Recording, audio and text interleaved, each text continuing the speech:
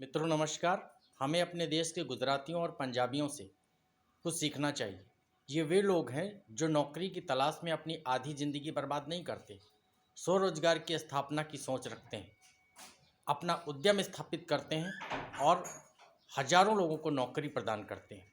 लेकिन हमारी यूपी की सोच है, उत्तर प्रदेश की मानसिकता है कि 40 साल तक नौकरी की तलाश में ही हम अपना पूरा मस्तिष्क और अपना समय लगाते रहते हैं। नौकरी नहीं मिलती है तो फिर इन्हीं उद्यमियों के यहाँ नौकरी की तलाश में अपना आवेदन देते हैं।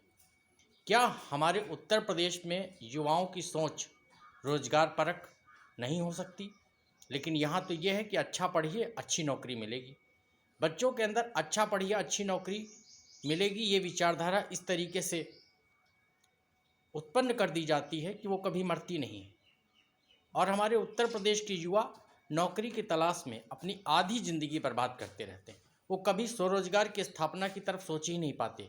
जबकि गुजरातियों और मारवाड़ियों से सीखिए, पंजाबियों से सीखिए कि ये अपने बच्चों को अच्छी पढ़ाई करिए और अच्छी नौकरी मिलेगी, ये मानसिकता कभी उनके अंदर पैदा नहीं करते, बल्कि एक अच्छे उद्यमी, अच्छे व्यवसायी, अच्छे उद्योगपति बनने की प्रेरणा देते हैं।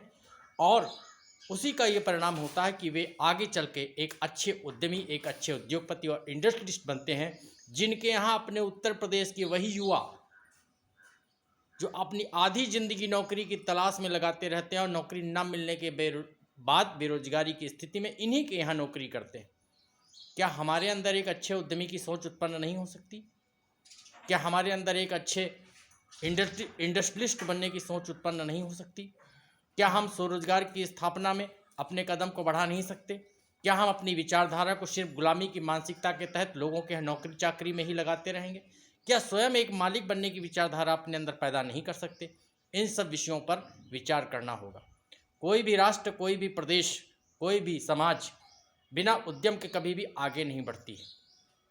नौकरी एक व्यवस्था है और इस व्यवस्था में जो व्यक्ति अपने मन और मस्तिष्क को लगा लेता है वो जीवन भर नौकर ही बना रहता है, कभी मालिक नहीं बन पाता।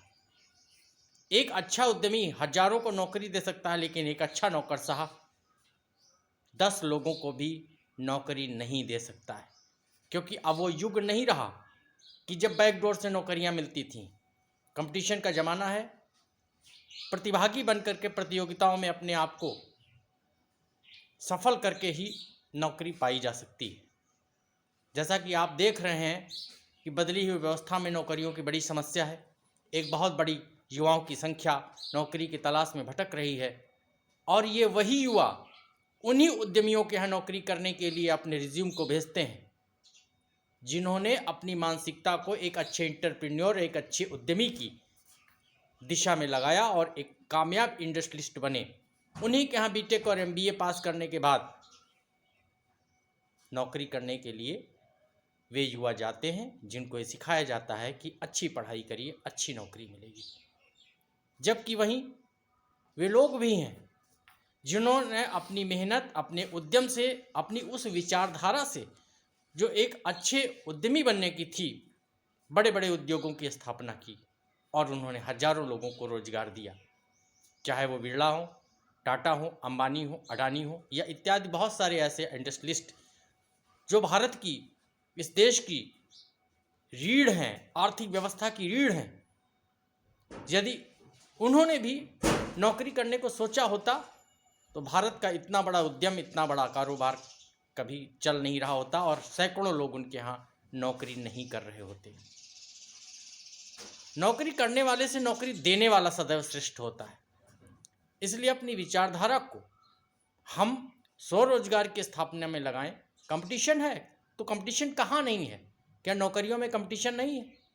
उद्यम में कंपटीशन है, लेकिन वो कंपटीशन, वो प्रतिस्पर्धा आपको एक ऐसी व्यवस्था, एक ऐसी आधारशिला देता है जिस पे आपकी पीढ़ियां पल्लवित और पोषित और विकसित होती रहेंगी।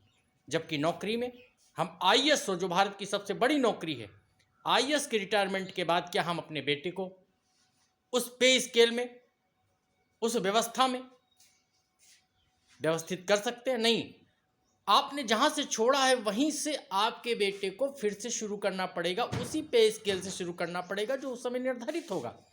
जबकि एक अच्छा उद्यमी जहां से छोड़ता है, लाखों करोड़ों का टर्नओवर जहां से होता है वहीं से वो शुरुआत करता है, जबकि एक नौकरशाह का बेटा वहीं से शुरू करता है जहां से उसने शुरुआत की होती है। ये फ़र्क है एक अच्छे उद्यमी में और एक नौकरशाह में। इसलिए सदैव एक अच्छे एंटरप्रेन्योर बनने की विचारधारा को अपने अंदर विकसित करें, उद्यम, कला और कौशल में अपने आप को आगे बढ़ाएं। शायद इसी से आप अपना एक मजबूत विकास कर सकते हैं और बहुत से युवाओं को रोजगार दे सकते हैं, उनके प्रेरणा का स्रोत बन सकते हैं। नमस्कार, जय हिंद, जय भारत।